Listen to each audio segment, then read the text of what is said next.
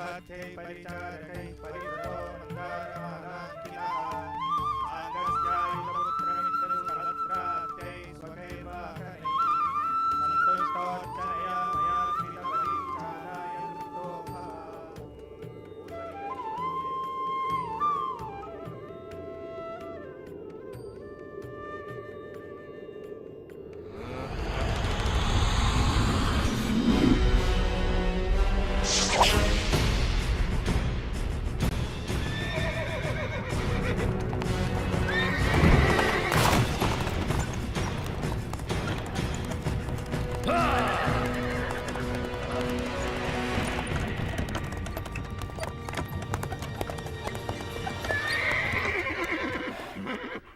पृथ्वी पर मनुष्य आपको प्रसन्न करने के लिए यज्ञ कर रहे हैं देवराज इंद्र। ये ऋणी लोग आपका आभार प्रकट करने के लिए सब तरफ एकत्रित हुए हैं। होना भी चाहिए। इनकी खुशहाली मेरे हाथों में है। इन्हें ज्ञात होना चाहिए कि मैं बारिश का स्रोत हूँ जो इनके खेतों और भंडारों को अन्न से भरती है। संवर्तक, जो लोग मेरे लिए यज्ञ कर रहे हैं उन्हें वर्षा प्रदान करो।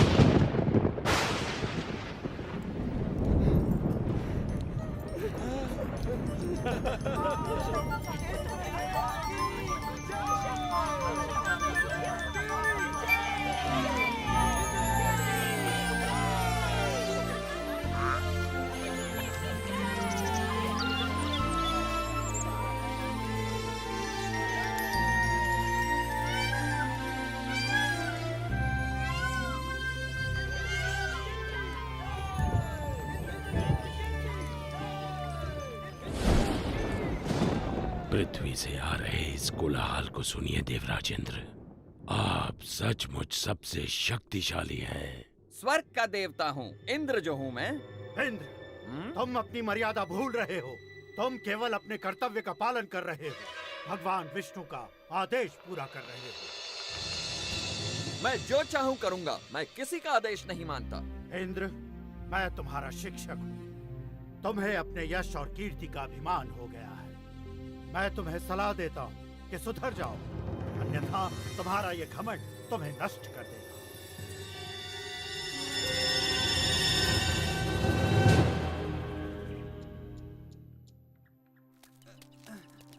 संभाल के ले चलना।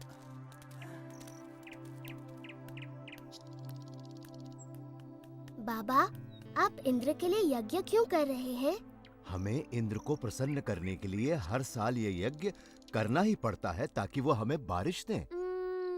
वैसे ही जैसे हर वर्ष हमें महाराज कंस को कर चुकाना पड़ता है। अरे नहीं बच्चों, इंद्र देव बुरे नहीं हैं।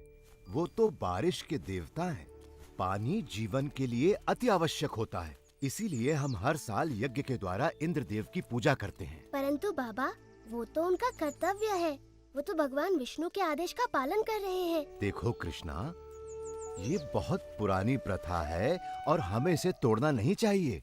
बाबा, फिर हम धरती की पूजा क्यों नहीं करते जो हमें सब कुछ देती है, और सूर्य की जिससे जीवन मिलता है, और यमुना की क्यों नहीं? कृष्णा, तुम सही कहते हो, लेकिन ये संभव नहीं है। हम सदियों से चलती आ रही इस प्रथा को अकस्मात ही तोड़ नहीं सकते बेटा। परंतु बाबा, क्या हमें आंखें बंद करके प्रथाओं को मान लेना चाहिए? वो तो भगवान विष्णु हैं, जो इंद्र और सभी देवताओं को शक्ति प्रदान करते हैं। कृष्ण बिल्कुल सही कह रहा है। सभी देवता भगवान विष्णु के आदेशानुसार काम करते हैं। और वैसे भी वेदों में इंद्र के लिए अलग से यज्ञ का विधान नहीं है। हम ग्वाले हैं, हमारी संपत्ति हमारी गायें हैं, और वो भोजन के लिए निर्भर करती हैं इस गोवर्धन पर्वत पर। हम भी सभी चीजों के लिए गोवर्धन पर निर्भर करते हैं, इसलिए हमें गोवर्धन की पूजा करनी चाहिए, ना कि इंद्र की। मेरे वृंदावन के प्यारे मित्रों, हम सबको गोवर्धन पर्वत का हृदय से आभारी होना चाहिए। आप स्वयं ही देख लीजिए गोवर्धन पर्वत के इन चमत्कारों को, जो वृंदावन का जीवन है। हमारी गायें इसके जंगलों की घास चरती हैं और हमें मीठा मीठा दूध देती हैं। इसके झरने हमारी प्यास बुझाते हैं। इसके मैदानों में हमारी फसलें और फल उगते हैं। इसकी लकड़ी से बने घर हमें सुरक्षा देते हैं। मित्रों, हमारा जीवन इंद्र पर निर्भर नहीं करता, बल्कि गोवर्धन पर्वत पर निर्भर करता है। कृष्ण ठीक कहता है। आयुष्मान भव। ये सब इंद्रदेव की नहीं, गोवर्धन की कृपा है। इसलिए मित्रों, सब लोग अपना अपना चढ़ावा एकत्रित करें। हम सब गोवर्धन की पूजा करेंगे।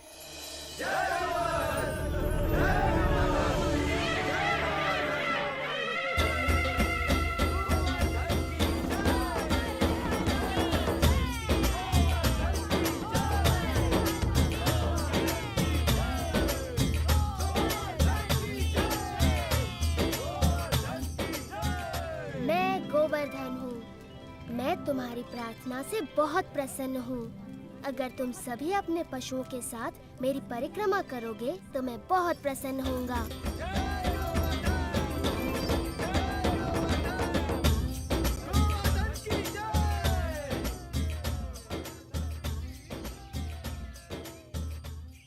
देखो कितनी बड़ी पूजा हो रही है।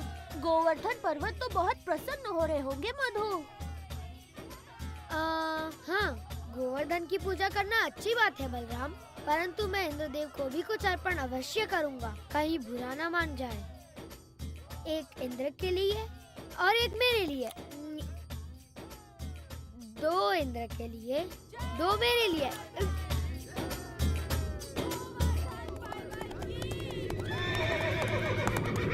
देखिए तो, वृंदावन वासी गोवर्धन पर्वत की पूजा कर रहे हैं। ये तो बड़े अचरज की बात है। उनकी ये हिम्मत। मुझे तुरंत इंद्र को सूचित करना होगा।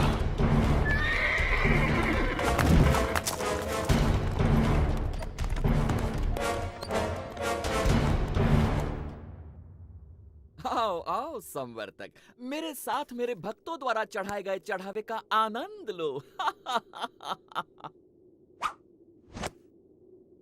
क्षमा चाहता हूँ देवराजेंद्र, परंतु ये समाचार आपको विचलित कर सकता है।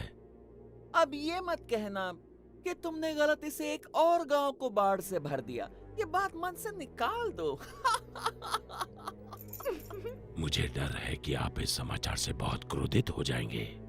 देवराज, वृंदावन गांव के वासियों ने आपकी बजाय गोवर्धन पर्वत की पूजा शुरू कर दी है। क्या? गोवर्धन पर्वत की? उन्होंने मेरी पूजा ना करके मिट्टी के ढेर की पूजा की। वो ऐसा कैसे कर सकते हैं संवर्तक, वो भी मुझसे बारिश का उपहार पाने के बाद? ऐसा सुना है कि वो एक नादान लड़के के बहकावे में आ गए हैं। उपहास मत करो संवर्तक। क्षमा चाहता हूँ देवराज, लेकिन यही सच है। नंद के पुत्र कृष्ण ने अपनी चमत्कारी शक्तियों का प्रयोग करके वृंदावन के वासियों को बहका लिया है। अच्छा, उन्होंने मेरा आदेश मानने के बजाय एक नादान की बातों को माना। इन लोगों का दिमाग खराब हो गया है। देखना अब इन पर मेरा कहर बरसेगा। सुनो संवर्तक। जी देवराज। जाओ और वृंदावन को डुबो दो, गोवर्धन के त्योहार को बर्बाद कर दो और वृंदावन के वासियों को इस दुस्साहस की सजा दो।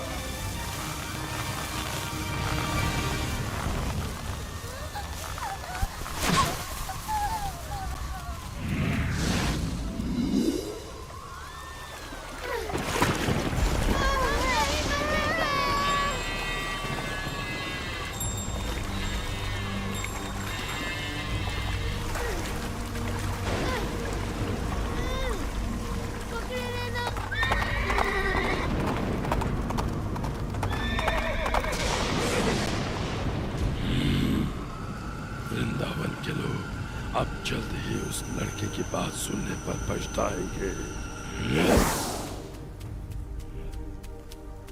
इंद्रदेव हम सभी का विनाश करने पर तुले हैं। कुछ करिए नंद महाराज। मेरे प्यारे कृष्ण, मैं जानता हूँ तुम हमारा हित ही चाहते थे, लेकिन तुमने इंद्रदेव को कुपित कर दिया। हमें इसी समय उनसे क्षमा मांगनी चाहिए। परंतु बाबा इंद्र। रुको बलराम, बाबा ठीक कहते हैं। ये सब मेरी सलाह के कारण कष्ट भोग रहे हैं। अभी भी देर नहीं हुई। हम इंद्र से क्षमा याचना कर सकते हैं। रुको, कृष्ण कभी भी हम पे या हमारे वृंदावन पे आँच नहीं आने देगा, कभी नहीं। आपने सच कहा माँ। आप सबके लिए मेरा प्रेम इंद्र की इस दुष्टता से बहुत बड़ा है। वृंदावन की रक्षा मैं अवश्य करूँगा। कृष्णा, मेरे बच्चे।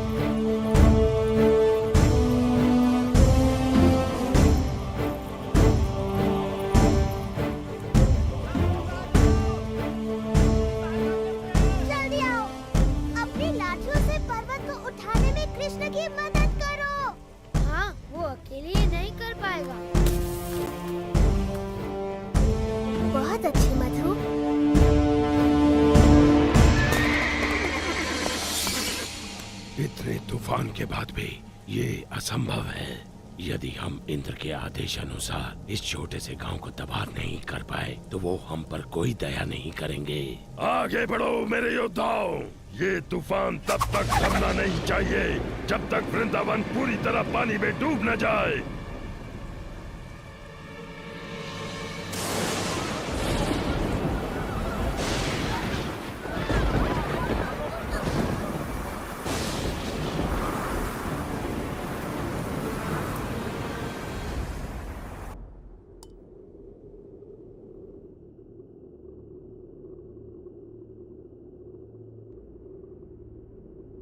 देवराज, आओ संवर्तक, बहुत थके हुए लग रहे हो। बैठ जाओ और सब विस्तार पूर्वक सुनाओ। बताओ, क्या तुम्हारे तूफान के बाद भी वृंदावन का कोई चिन्ह बचा है? देवराज, आपके योद्धाओं ने पिछले 6 दिन और 6 रातों से तूफान मचा रखा है, जिसमें आग की तरह बिजली कड़क रही है और घनघोर वर्षा हो रही है। मनुष्य ने इससे पहले ऐसा दृश्य कभी नहीं देखा। अच्छा है, बहुत अच्छा है। अब तक तो वृंदावन पूरी तरह डूब चुका होगा। काश मैं ऐसा कह पाता देवराज इंद्र, लेकिन सच ये है कि हमारे तूफान भी कृष्ण के सामने नहीं टिक पाए। मेरे तूफानी योद्धा एक बच्चे से परास्त हो गए। उसने गोवर्धन पर्वत को अपने सिर पर उठा रखा है और वो वृंदावन वासियों और उनके पशुओं की रक्षा कर रहा है। हम परास्त हो गए। लगता है तुम्हारी आंखों को धोखा हुआ है संवर्तक। 6 दिनों से कड़क रही बिजली ने तुम्हें अंधा कर दिया है। मेरे वाहन ऐरावत को बुलाया जाए। मैं स्वयं वृंदावन जाकर इस चमत्कार को देखना चाहूंगा।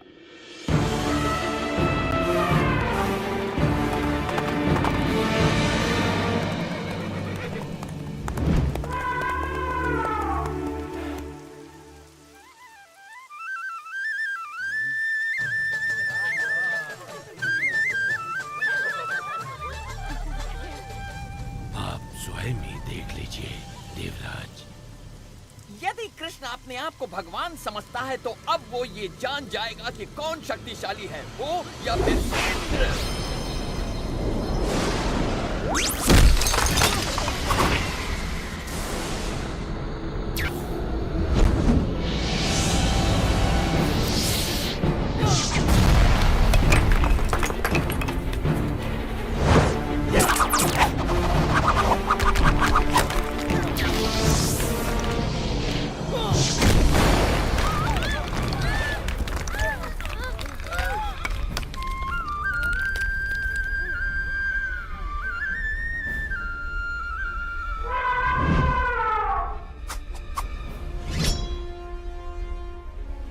इंद्र के क्रोध से बच नहीं सकते।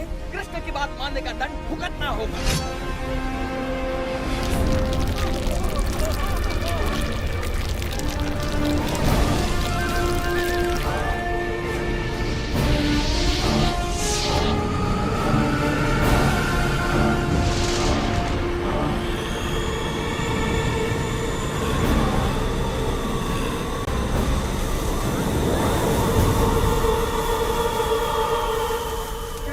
कृष्णा हमारी रक्षा करो। इंद्र गोवर्धन पर्वत को नष्ट कर रहे हैं। इंद्र कुछ नहीं बिगाड़ सकते, भय मत करो।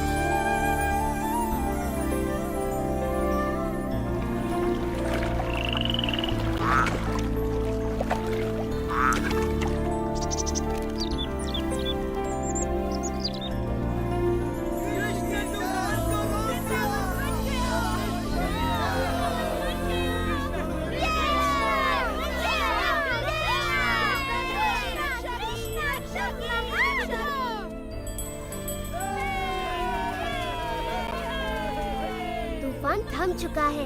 आप गांववासियों के साथ खुशी मनाने क्यों नहीं जाते? पर कृष्ण, क्या तुम अकेले इस पर्वत को उठाए रख सकते हो? नादान मत बनो कृष्ण, तुम एक छोटे बालक हो। पहले तुम बाहर निकलो। आप बहुत दयालु हैं।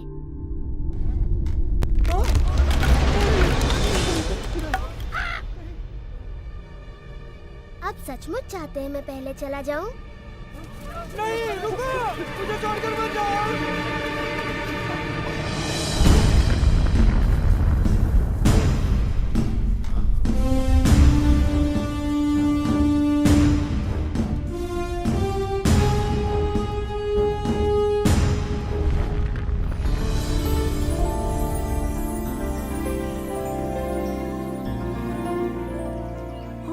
आभारी हैं। तुमने हमें बचा लिया कृष्ण, हम सुरक्षित हैं। आभार मेरा नहीं, गोवर्धन पर्वत का मानिए।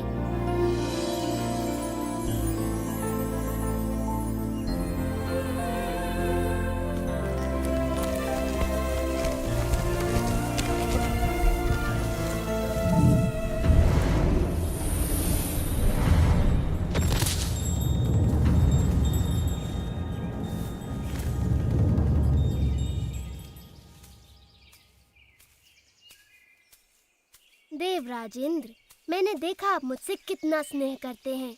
अन्यथा मेरे प्रतिकार के बाद भी आप मुझसे मिलने यहाँ क्यों आते?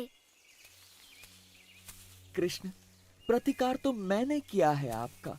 मैंने बहुत बड़ी मूर्खता की। भूल गया था कि मुझे शक्तियाँ आप ही से प्राप्त होती हैं। मैं सदैव आपका सेवक रहूंगा। मैं आपसे क्षमा मांगता हूँ। देवराज, आपको अपनी शक्ति का बहुत अभिमान हो गया था और ऐसा मैंने इसलिए किया ताकि आपका अभिमान तोड़ सकूं। जाइए, मैं आपको क्षमा करता हूँ।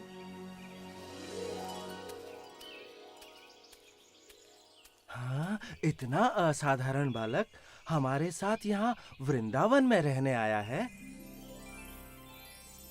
मैं तो बस इतना जानती हूँ कि ये मेरा प्यारा बच्चा है, मेरा दुलारा कृष्णा। कृष्णा की जय हो।